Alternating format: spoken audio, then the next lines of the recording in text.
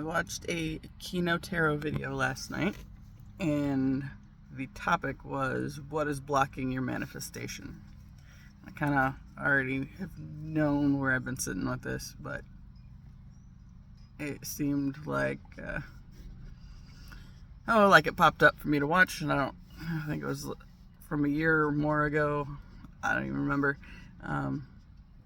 but I decided to watch it, and as always, who's relevant, of course,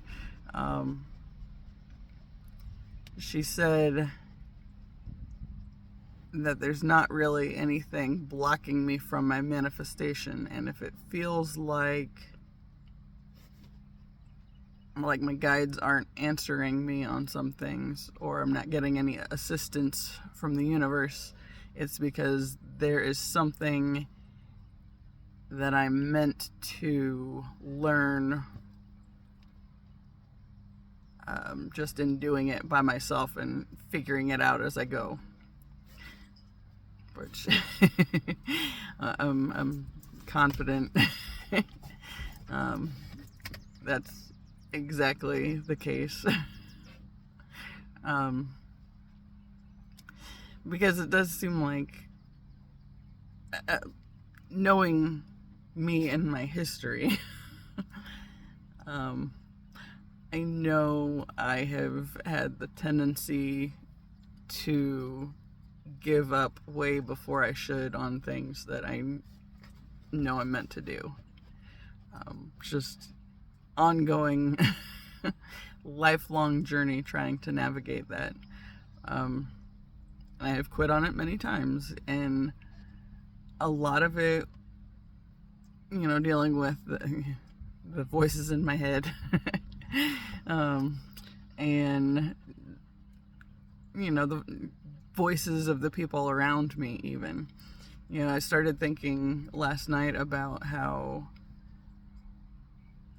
I know I'm supposed to be doing something. I know at this point I'm supposed to be using my voice, and I know that has been a theme that has followed me my entire life. And my inner voice has always been nudging me to use my voice and speak my truth, and that has always been the most difficult thing to do, and mainly because I didn't know what my truth was for most of my life. And it's like, how do you figure that out? Well, pretty sure you figure it out by just doing more of what you feel like you should be doing, or the stuff that lights you up and makes you happy, makes you feel good.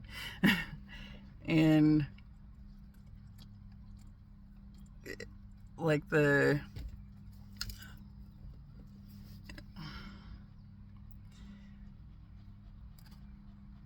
way that, or I guess the beliefs that I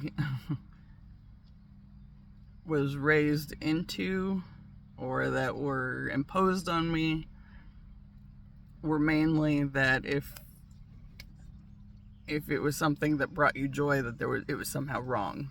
And I know that it sounds kind of crazy, thinking about it now, but that was something I had to work through. And I think that's like part of the finding your truth thing, is working through the stuff that to learn that isn't the truth. like that idea that if it brings you joy, there's somehow something wrong with it. And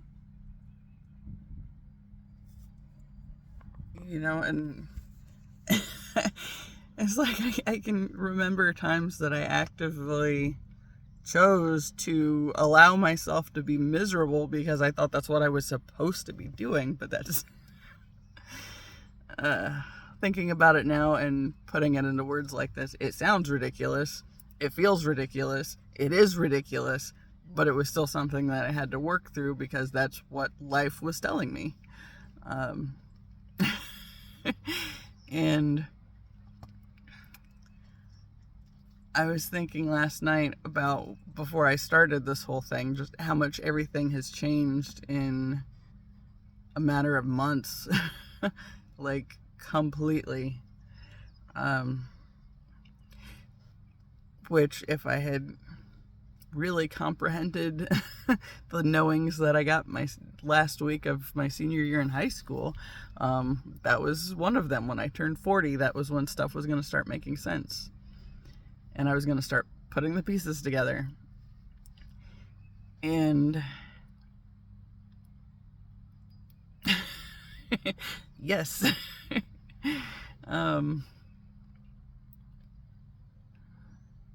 Like, there's so many things kind of stacked together that I are popping into my head that I kind of want to talk about. Just leading up to why I'm doing any of this, I guess. Okay, when I moved back up here and was in the process of getting my divorce, I had a pretty big Dr. Pepper habit. And I thought about breaking it, wanted to break it many, many times, and I would always give up and just not worry about it. It's like I wanted to focus on looking and feeling better, but at the same time, I didn't have it in me to put forth the effort to make it happen. Just being depressed and feeling like like shit after that whole failed marriage thing, which again I knew was something that was on my path from an early age, just because of the way my family would speak about it. Like, my grandpa always said, well, my family doesn't get divorced. Well, so I think because I heard that so much of my life, I always knew that I'm the the one in the chain that's going to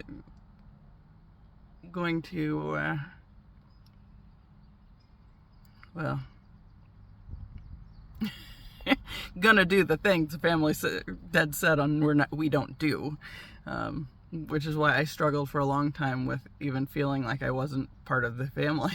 It's like, I don't know why I'm here, but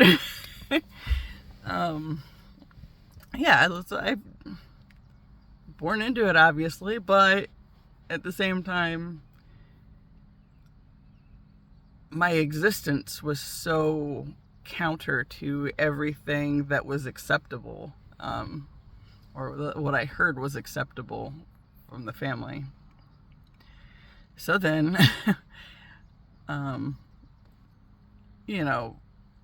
come back in the process of getting the divorce, which I knew had to happen. Everybody in my family knew had to happen. And it had to happen, but I was just not in a good headspace or emotional space to really want to focus on me. It's like I felt like I was healing and there was some stuff that I was doing, but there was so much that was also just trying to avoid. So that Dr. Pepper habit and my sweet tooth, that just was not to be broken at that time.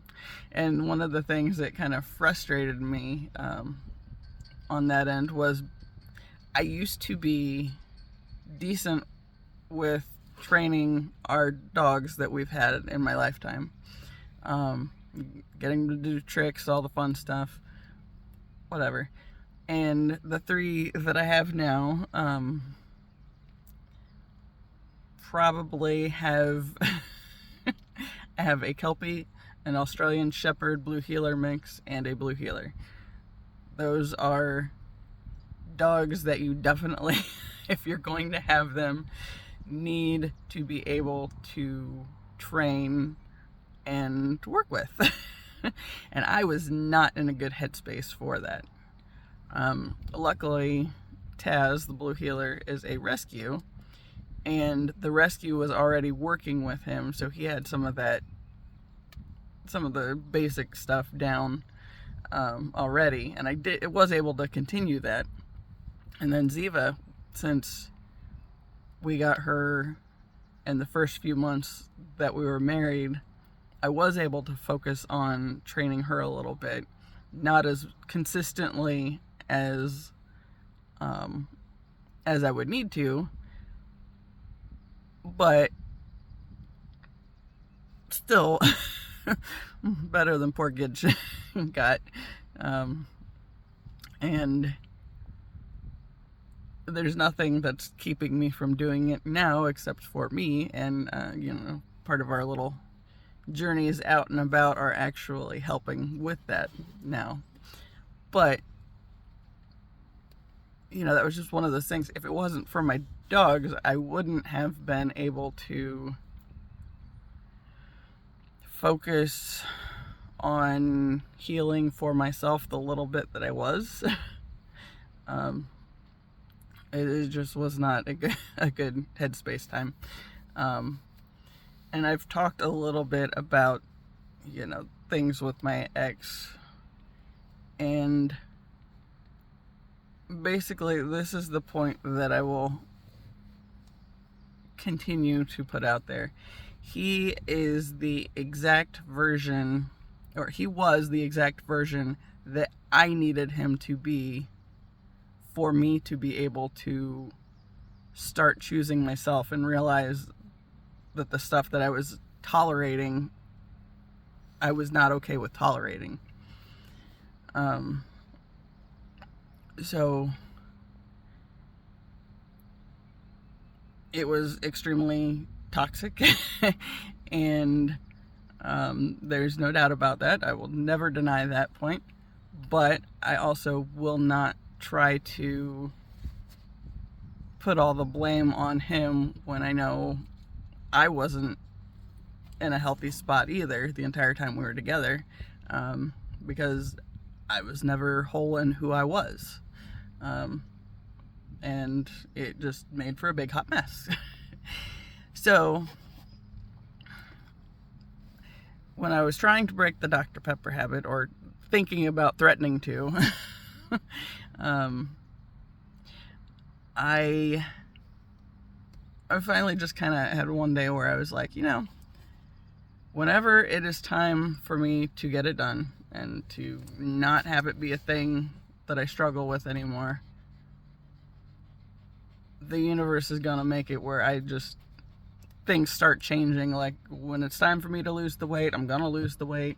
When it's time to stop the Dr. Pepper, I will just naturally stop, because because it won't work with what I'm doing anymore. And then I had the health issue come up that brought out my anxiety for the roller derby, and I kind of went in to my shell and did not focus on practicing and all that stuff like I should have been if I was going to play. But then I started getting really bad headaches back in May. Well, before May, I was having a lot of headaches. I went to the doctor in May, and I think the point of that was to get it on documented where I was starting at for my eventual weight loss journey. Because from the May appointment until I had to go for I had to get cleared for something with my shoulder for the job I was trying to get into. And I went for that in July, and I saw the nurse practitioner for a different doctor in the office that I normally go to just because I was in a hurry.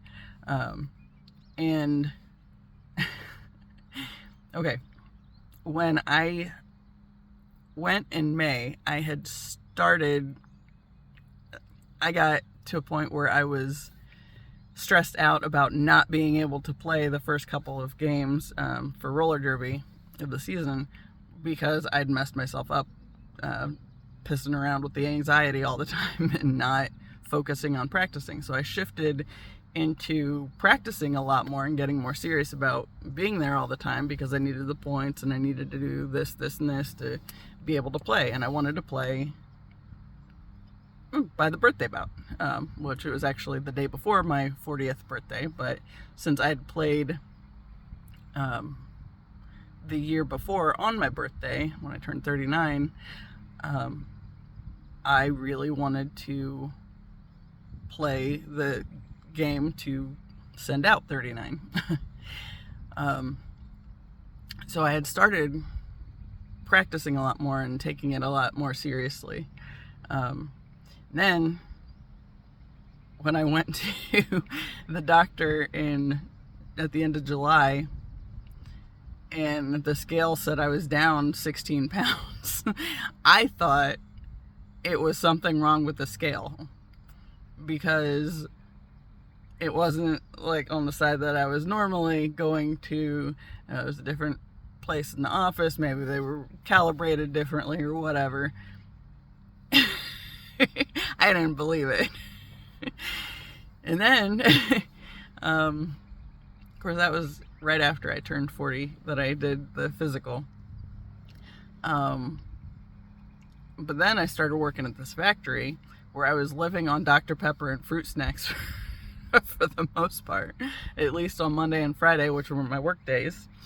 And while I was doing that, I managed to lose another 10 pounds or so. And I was having a hard time keeping my pants up. And it's like, I just got the work pants and they had fit when I got there, or when I started going. And then like 2-3 weeks in, I can't keep them up hardly. So it kind of snuck up on me, was the big thing. And when I turned 40, actually, when I think it was on my second paycheck, I decided that since once upon a time, okay, I think in 2010, I was working at a group home, and one of my coworkers and I were talking about tattoos and piercings. And at the time, I only had my ears double pierced. And I asked her, it's like, if you could pierce anything and have it not be an issue for an employer, it would never be a problem, what would you pierce? And for me, my answer was my lip. And never in my life had I thought about piercing my lip until that moment. But after I got my first paycheck at the factory, I was like, you know what? I had thought about this before, or I said it once before. Maybe I should do that. It's like, I hadn't really actively thought about it too much since then, other than where did that even come from? And, you know, since I decided to do that, I had also, just in the past couple months before that, started thinking I liked like the nose piercings with the double hoop. And so I was like, well, since I'm already going to be there, why not just go for both? So I did. That was my second paycheck after I turned 40. Yeah, and when I did that, I put out the intention with it that never again would I go into a job of any sort where I was required to be anything less than 100% who I am. And it took a little time to work around to that, but universe was listening. So yeah, so I did that. hear something buzzing, so that's why I got up. Anyway, so then in September, I was watching that Love Again movie with my mom, and just randomly threw it out that maybe again, this was in my head, but to the universe, maybe I was about ready to start thinking about wanting to be with somebody again. Been officially divorced 4 years at that time. It's like, maybe it's okay for me to start being interested in thinking about that area of my life again. But since I wasn't really good with that at previous anywhere else in my life, I just threw it out there that I was gonna turn over my love life and my career to the universe and just see what happens. They listened.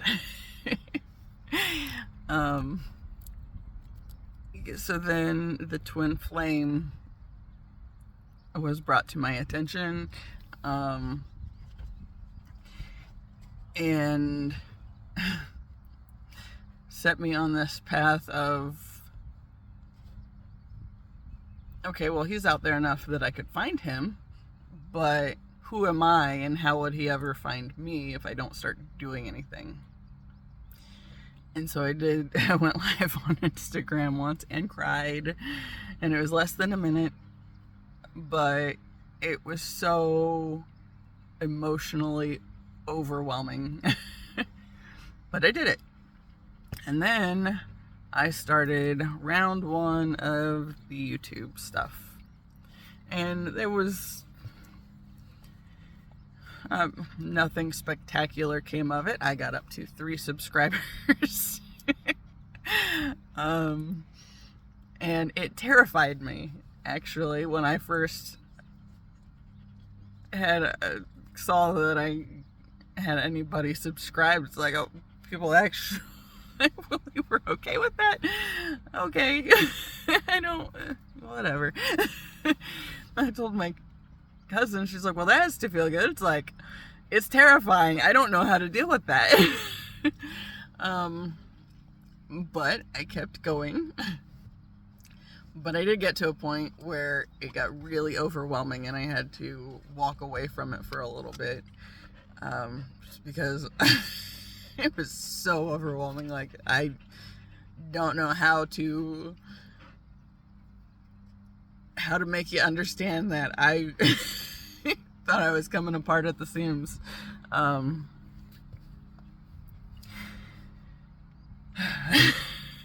it was, just 3 subscribers, and there weren't that many videos, and there was no really substantial, amazing content or anything. I think that's part of why I started this.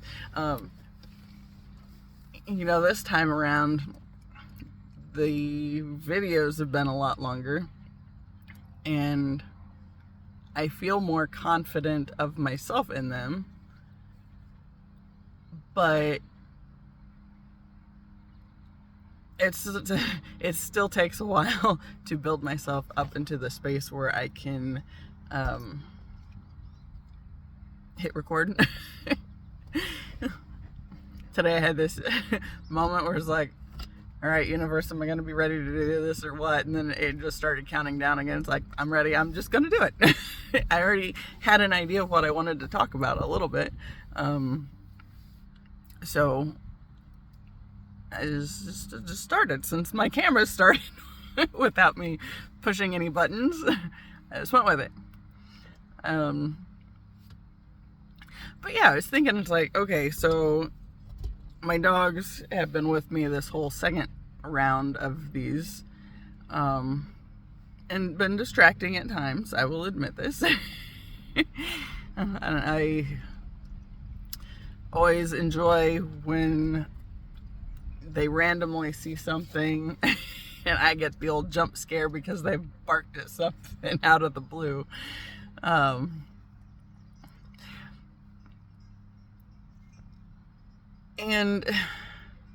it's like, no, they're not particularly good videos. But it's still part of my process.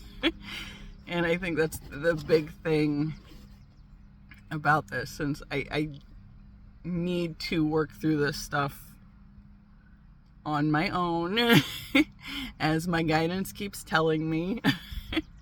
But I'm not completely alone. I just have to work through some of these hiccups in the meantime. Which that got me thinking about before I even started this. Okay, as my Dr. Pepper habit was, as it was, I was also really bad about going onto Facebook and just mindlessly scrolling to avoid doing or thinking about anything that I knew I wanted and needed to be doing. So, back in the fall, I don't even know what I posted. Well, yeah, I do. It was something to the effect of, if you've always felt like you don't fit into the world, it's because you're here to help make a new one, or usher in a new one, or something like that. And I posted this thing, found it on another page, and my cousin, that I have also mentioned here before, that he's the one that's 3 days older than me, and basically got me set up where I ended up being bullied most of my life.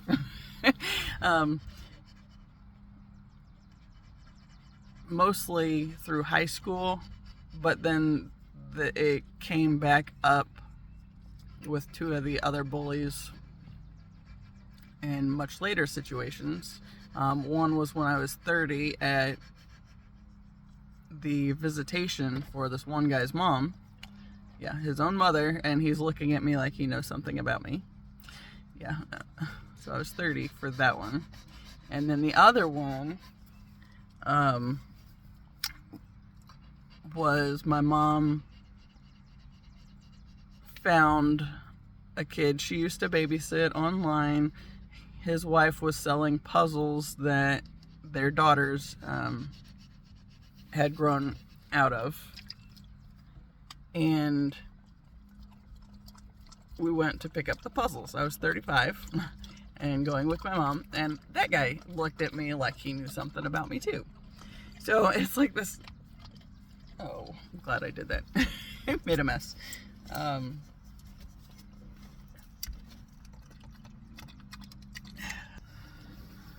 Anyway, we had to stop for a water break. So it wasn't like it was an ongoing thing when it came up in those two situations. It was literally through my senior year, it was a nightmare. And then it was the voices in my head that kept it alive.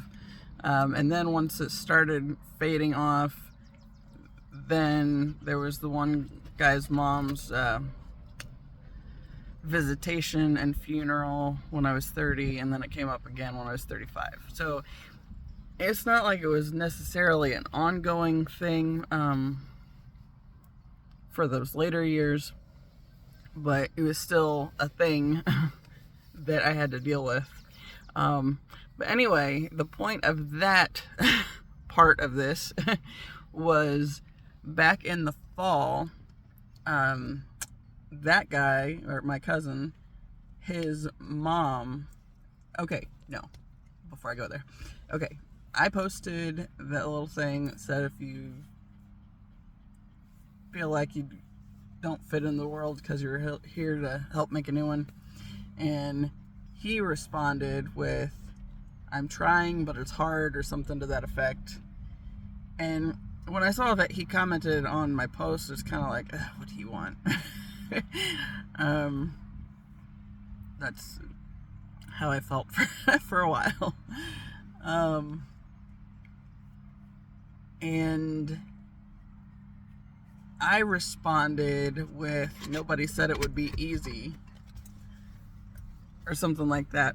Anyway, his mom comes back around and says, "Like you two could create anything." And it pissed me off because I have known for a long time that I'm supposed to be writing. Well, that's creating something. I've known for a long time that there are things I'm supposed to be doing in my life. And I think just seeing where some of the naysaying comes in at, it's not just her by any means, because that is an ongoing thing in our family. And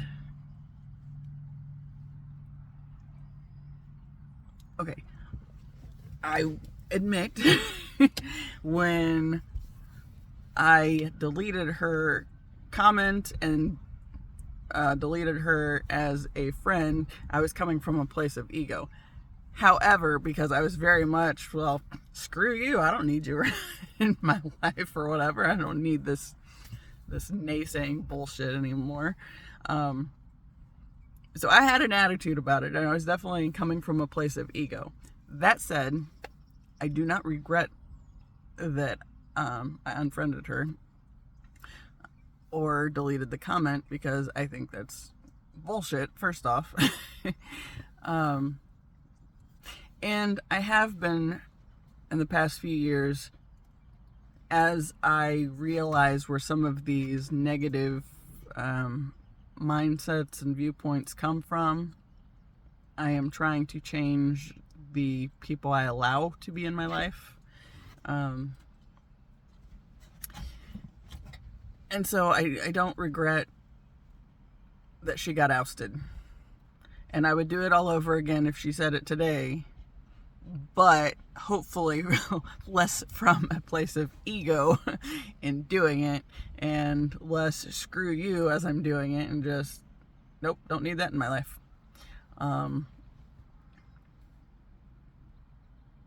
And it made me think about how back in 2020 I had this other factory job that I was doing, and I got into it with my best friend of like 15 years or so. I don't even remember what it was about, but she said something about not trusting my judgment. And I was like, I didn't say this, but it was my thought process. It was like, I always knew that about you, and I think that's why we were friends. But now that you have said it and put it verbally out there, I know that is not the nature of the relationships I want to have in my life going forward. So we just stopped talking. She had one time she reached out to me like 2 months later, and I talked to her, but they were very short answers, and I think she got the hint because we haven't talked since. But it made me realize that, she'd been my best friend for like 15 years, and I think the biggest reason for that was she was kind of a stand-in for my mom at a time I wasn't around my mom all the time. And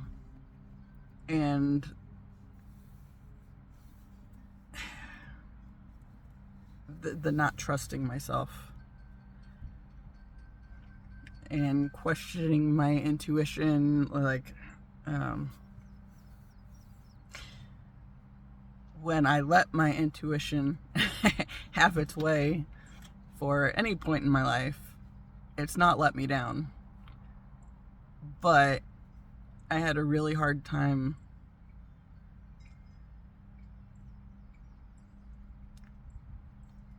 learning to trust it And there have been huge spans of time where I have not trusted it. And there again, I think this is the big purpose of why I have to figure a bunch of this out on my own. Because, you know, when my friend said that, it was just like, that's not how I want to live the rest of my life. You know, allowing other people to keep my questioning my own judgment alive.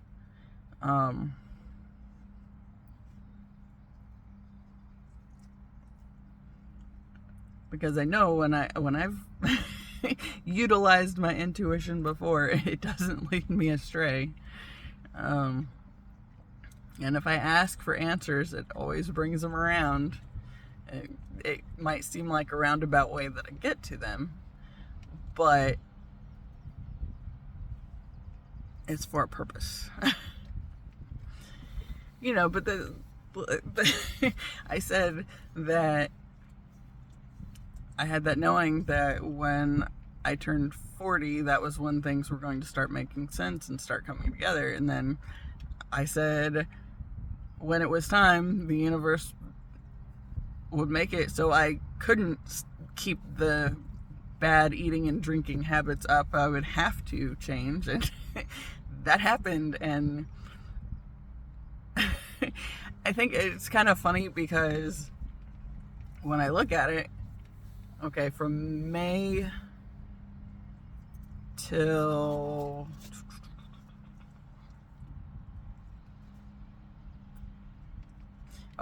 at least May through October, when I was, and you know, part of that, not all of it, I worked at the factory from August through mid-October, and then it was like, I'm not supposed to be here.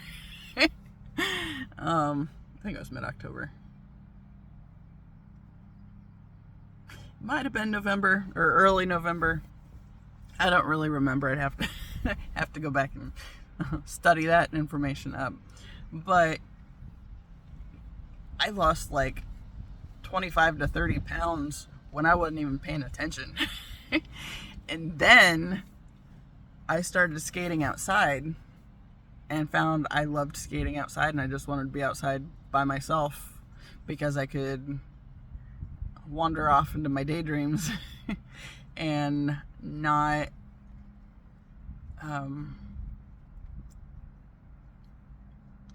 have to worry about points and how much I have to go to practice to be somewhere. I'll skate anywhere from 3 to 11 miles. I think 11's the most I've done so far, which I kind of plan to do that here today because it's beautiful out. So yeah, I'll do that here shortly. But even when I started skating, it's like that wasn't my reasoning. It was just something I realized I loved doing outside by myself. And I loved being outside in nature and not interacting with other people as much. I mean, still need people. And I think the frustration on on the people end of it is just that I haven't found my soul family yet. It's like every now and then it's just little hints, and it's like ready for my people. Which is a big part of this as well, because how else do you find them without putting yourself out there? You know, and it's just in January when I was realizing how lonely I was kind of feeling, it just got it to where I started,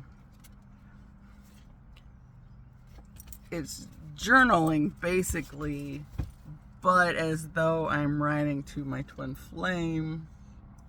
So it's not it doesn't feel completely by myself.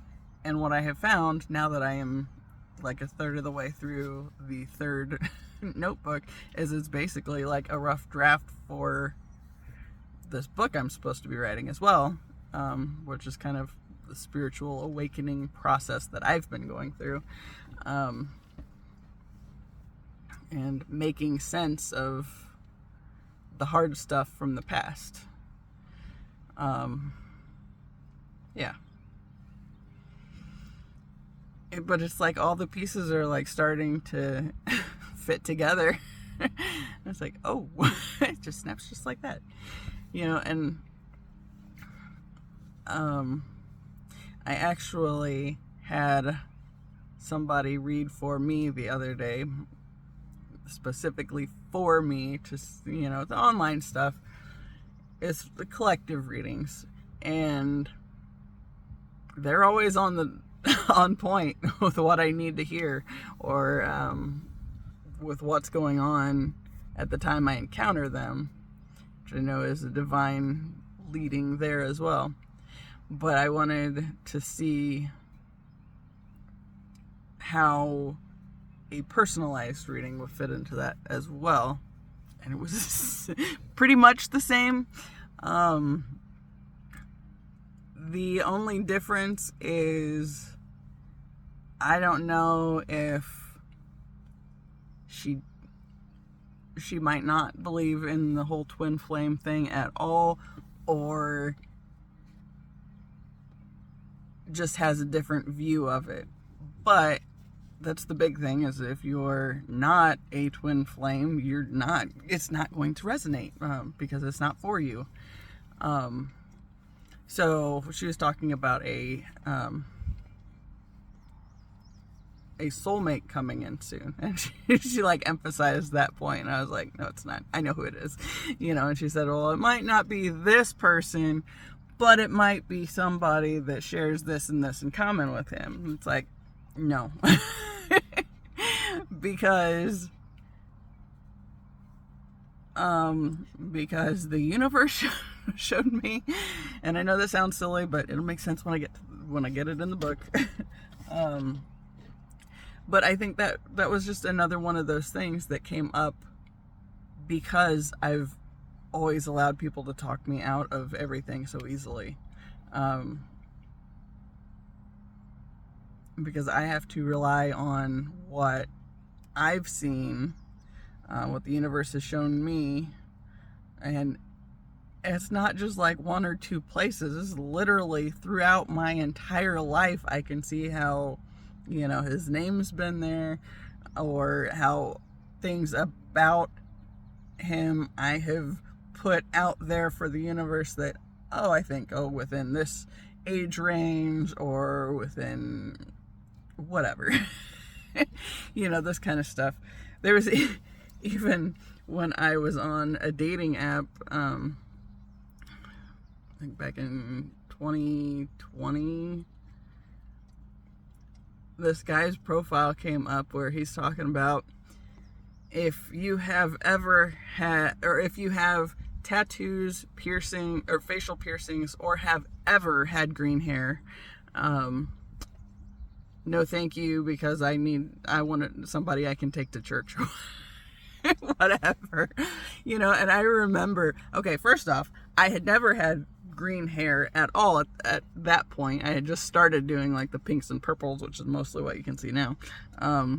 There's a little bit of, it's either green or blue right there, but there's green in there.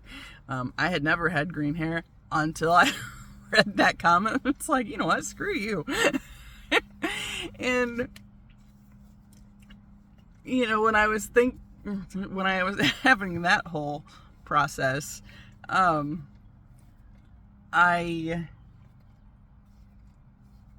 I said very specifically, whoever I end up with is not gonna give a shit about what I want to do with like the piercings and the tattoos or whatever. I got some. It's not gonna matter, because they're a part of me and I got them for a reason, but that's not who I am. And they don't dictate who I am, what I do, what I believe in, any of that stuff. So whoever I end up with will understand that and respect that and love that about me. So it was one of those things that kind of gave me, it was me choosing me and telling the universe what I wanted, even though I didn't really realize that was exactly what I was doing at the time, necessarily. But I was. You know, and like, okay, when I got my eyebrow pierced back in 2020, January 2020. It was the first facial piercing I had, obviously, since these others were from back in August. But when I got the eyebrow pierced, I was talking to somebody on a dating app, and it was like I was still requesting permission. It's like, ugh. And it's like I needed somebody else to tell me it was going to be okay. It wasn't me telling me it was going to be okay and choosing to do it because I knew it was okay. It was somebody else said, yeah, you should do that. So that's why the lip ring and the nose ring were so much more important, because that was my putting the intention out to the universe that I wasn't going to do things that way with my career path any further, and it was whatever job I end up in or end up doing with my life is going to be because I am able to be at 100% who I am. You know, and I got more piercings. I got 5 last week, a week ago. Yeah, so everything beyond the bottom 2 holes. And with those, I did the same thing. I put the intention that this is for my life. This is me choosing me and doing things I want to do because I want to do them. And not needing somebody else's permission because I've got my own permission. And, you know, the universe supports me on the crazy stuff I'm doing. You know, like even, I think I've told that story before, back early in this, knowing who my twin flame was. Okay, so I think it was actually found that out in September, October, somewhere back then. And in December, there was this, he had a picture posted on social media, and there's just this moment where I just felt this sense of jealousy. And it's like, oh crap, what is that all about? And then I remembered all these places that I've seen. See the feeling, allow it to be there, but find out where it's coming from. And so I did. I was in the shower feeling kind of gross because I'd had this jealousy thing pop up for this person that I've never met in my life. And I said, I see you. I don't know where you are coming or why you are here. Help me to understand. And then I found myself processing through my last tattoo that I got, which is on my arm. It's kind of messed up. And I love it. I love the song lyric that I chose to have put there, but it's slightly messed up, and here's why. So as I'm processing through this, I started remembering how every time I've ever gotten any of my tattoos, it doesn't matter how small they are or whatever, I've always found myself with this overwhelming sense of anxiety at the idea that, oh, what if this is the one that ends up being the reason I go to hell? Like I was told or like I've heard in the past.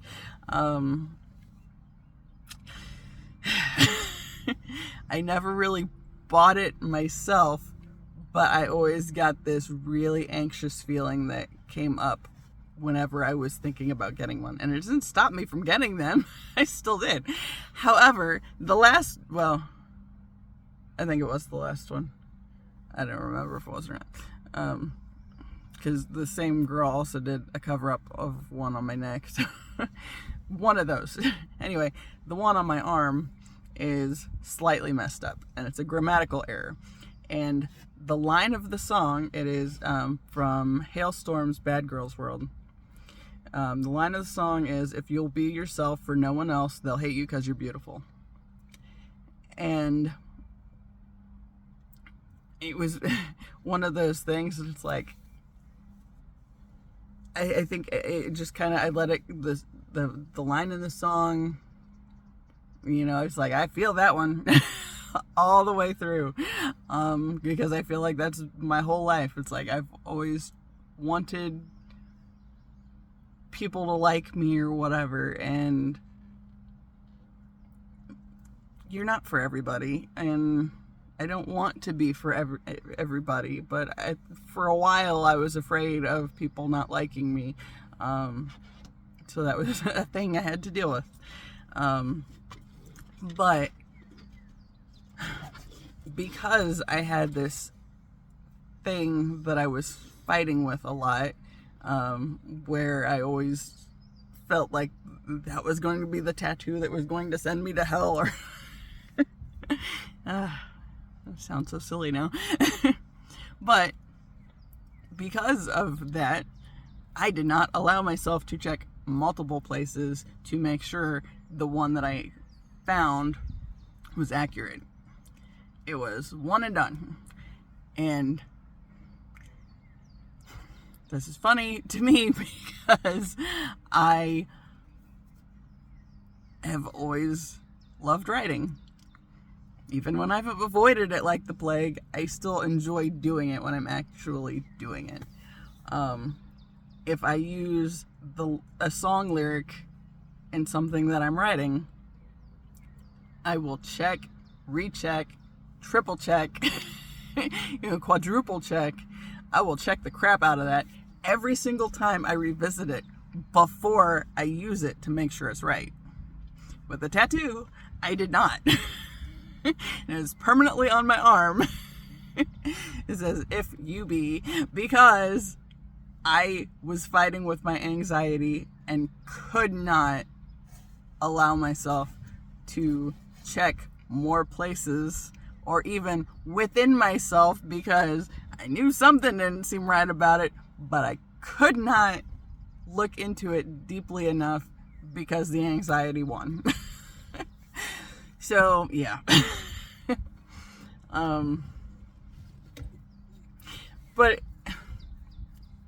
that all goes back to not trusting myself, or needing other people to give me the pat on the back or the go ahead. It's okay to do it. What's that got me? A lot of messed up stuff in my lifetime. But here we are. And I have a story for it, so and luckily the part that's messed up is like the closest to my armpit, and I don't have my arm up in the air that much, so mostly it's for me anyway. So that mistake was right there with me too. And I did it to myself, so hey. Or I paid somebody to do it to me. But yeah. Anyway, I think that is long enough for today. I would like to go skate, and I'm going to go do that. So I will end this for now. If you made it this far, I appreciate you. And until the next time, bye.